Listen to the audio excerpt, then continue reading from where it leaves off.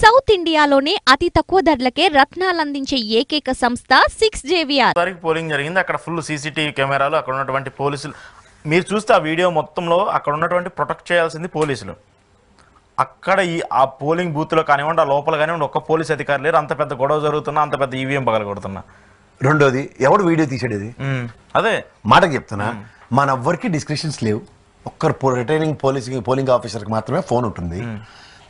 మనం కార్యకర్తలు కానీ ఎవరు ఆ టెరిటరీలోకి 1000 మీటర్స్ ముగ్గేస్తారు చూడండి, ఫోనే అలవాటు లేదు. ఎలా తీశారండి? అంటే ఇదంతా డిజైన్డ్ ప్రోగ్రామే కదా. అక్కడ ఈవీఎం పెట్టిందో లేదంటే ఇప్పుడు 13వ తారీఖు ఇరగొడితే నిన్న వీడియో రిలీజ్ అయింది. అంటే 7 రోజుల దాకా ఏం చేస్తుంది ఎలక్షన్? అది ఈవీఎం ఇరగొట్టడా, ప్యాడ్ ఏదో వీవీప్యాట్ ఇరగొట్టడా, అది కూడా అంబిగ్యూటీ. మనకెందుకు అంబిగ్యూటీ? ఈవీఎం ఇరగొట్టడా లేదా వీవీప్యాట్ ఇరగొట్టడా ఎలక్షన్ కమిషన్ కదా చెప్పాలి. వాళ్ళు చెప్తేనే కదా దాని మీద వాడేది రైట్ ఆర్ రాంగ్ అన్నది. సేఫ్ ఫర్ ఇన్స్టెంట్ అనేది ఆవేశంలో కొట్టాడు, ఆవేశంలో నిజంగానే కొట్టాడు. అబ్జెక్ట్ చేయవలసింది నువ్వే కదా ఎలక్షన్ కమిషన్. నువ్వు నిమ్మక నీరే కూర్చుని అలా పారిపోయేట, ఇక్కడ ఉన్నాడట, అక్కడ ఉన్నట్టు టాగుణింతలు మాకెందుకు? అవును కదా. This all the things are. ఇప్పుడు certain things needs to move in right direction. రైట్ డైరెక్షన్లో మూవ్ అవడానికి కాన్స్పిరసీ థియరీని అడాప్ట్ చేసుకున్నారు. ఏది? వ్యవస్థల్ని మేనేజ్ చేసే పరిస్థితి తెలుగుదేశం పరంగా, ఎన్డీఏ కూటమి పరంగా చేశారు. అందరూ సక్సెస్ చూశారు. ప్రజా ప్రతిస్పందన ఎలా ఉందో మనం కూడా రేపు 4వ తారీఖు దాకా వెయిట్ చేయవలసిందే. అంటే ఇప్పుడే ఎలా ఉందంటే రేపు 4వ తారీఖు ఇంకెన్ని విధ్వంసాలకు గురయ్యే అవకాశం ఉంది. అప్పుడు కూడా ఎలక్షన్ కమిషనే కదా ఉండేది వాళ్ళే. మరి అప్పుడు ఇంకా పెద్ద గొడవలు అవుతాయి. అప్పుడు రిజల్ట్స్ వస్తాయి. ఒకరి మీద ఒకరు ఆవేశపూరితంగా ఉంటారు, ఒకరి మీద ఒకరు కామెంట్ చేస్తూ ఉంటారు. అప్పుడు వాళ్ళు కూడా ఇదే ప్రొటెక్షన్ లేకుండా, ఇంత సేఫ్టీనెస్ లేకుండా ఉంటే ఇంకా ఎక్కువ దాడులు జరిగి, ఎక్కువ కొట్లాటలు జరిగే అవకాశం ఉంటుంది కదా. ఆబ్వియస్గా ఉంటాయి. అప్పుడు అదంతా ఎలక్షన్ కమిషన్ బాధ్యత వహించాలి. నేను తమిళనాడు నుంచి అక్కడి నుంచి ఫోర్స్ని డిప్లాయ్ చేశారు కదా పల్నాడుకి. ఈ పని ముందు ఎందుకు చేయలే సార్? ఇవి ఒకటి గుర్తుంచుకోండి, కొంతమంది ఇంటెన్షనల్గా చేసే పనికిమాలిన పనులు రాయలసీమలో కానీ పల్నాడులో కానీ చాలాసార్లు చెప్తూ ఉంటాను. అందరివి ఆ భావాలు ఉండవు. Some friction people are there.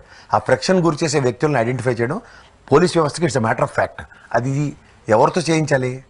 సంబంధిత అధికారులతో. అది ఎందుకు జరగలేదు? Intentions are wrong. మీకు అర్థమవుతుందా? 2014 ఎలక్షన్లో కూడా పెళ్లిలే గెలిచాడు. అక్కడ 19 ఆయనే గెలిచాడు. 14 గవర్నమెంట్ ఎవరిది? టీడీపీ కదా. అప్పుడున్న ఇదే పనులు అప్పుడు జరగాలి కదా, ఎందుకు జరగలే? 19లో జరగాలి కదా, ఎందుకు జరగలే? అధికారంలో ఉన్నప్పుడు. ఇప్పుడు తెలుగుదేశం అధికారంలో ఉన్నప్పుడే జరిగిన ఎలక్షనే కదా 19 ఎలక్షన్ అంటే. మరి అప్పుడు ఎందుకు జరగలే? Intentions are right, but contention is wrong. ఆ కంటెన్షన్తోనే చేస్తున్న పనులు అవి. ఓకే.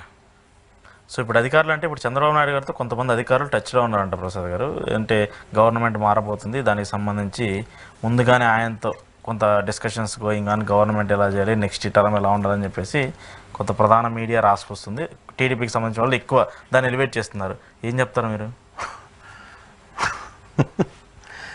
టపాజుబుత్తి వార్తలన్నీ ఆడవాడు. జర్నలిస్టులు అయితే ఇలాంటివి రైరండి.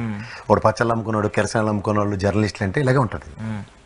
జర్నలిస్టులు ఏం పనికొచ్చిన పనులు ఏం చేస్తారంటే, అంటే ముందుగానే ప్రభుత్వం వస్తుందన్న ధీమాతో ఈ ప్రభుత్వ అధికారులందరూ చంద్రబాబు నాయుడు గారితో ఫోన్లో మాట్లాడుతున్నారు, లేదంటే టచ్లో ఉన్నారని చెప్పేసి చెప్తూ ఉన్నారు. ఇంకొంతమంది అయితే డైరెక్ట్గా రఘురామకృష్ణరాజు గారికి హోమ్ మినిస్టర్, ఇంకొకరికి మంత్రి పదవి, ఆ పదవులు, ఈ పదవులు అని చెప్పేసి కూడా డిస్కషన్స్ చేసేసుకుంటున్నారు కదా. మీరు అలా పెట్రోల్ బంక్ కూడా ఛానల్ చూడండి, అయితే ప్రమాణ స్వీకారాలు కూడా చేయించాడు పనికి అన్నాడు. సార్ అవన్నీ టైం వేస్ట్ వార్తలండి, ప్రజలకి అవన్నీ అనవసరం. సార్ నిజంగా ప్రజా తీర్పుని ప్రజల శిరసావహించవలసిన బాధ్యత రాజకీయ పార్టీలది ఉంటుంది. We are in democracy. ఎవడు నచ్చినట్టాడు ఎలా కావాలంటే అలా విన్యాసాలు చేద్దాం అనుకుంటే చేసుకోండి. 4 నెలల అచేతన స్థితిలో ఉంచిన ఈ ప్రభుత్వాన్ని ఏం చేయగలిగాం? ఎవరైనా ఒక ఎలక్షన్ ఎప్పుడు నిర్వర్తించాలి. స్టేట్ సెంట్రల్ ఎలక్షన్స్ కలిపి పెడతామని చెప్పి రాష్ట్ర ప్రభుత్వాల యొక్క హక్కుల్ని హరిస్తుంటే ఎవరేం చేయగలుగుతారు? ఏం చేయగలిగాము? మనం విశ్లేషించుకుని కూర్చుంటున్నాను, మీరు ప్రశ్నలు అడుగుతున్నారు అంతే. ఇది కాదు కదా బాధ్యత. ప్రజాస్వామ్యంలో ప్రజలచే ఎన్నుకున్న ప్రభుత్వానికి మనం ఇస్తున్న మర్యాద ఏంటన్నది వ్యవస్థలు ఆలోచించుకోవాలి. 5 సంవత్సరాలు పరిపాలించడానికి ఇచ్చిన ప్రభుత్వానికి లాస్ట్ ఎలక్షన్ కోడ్ ఉన్నది నిడివి రోజులు. అవునంటారా కాదంటారా?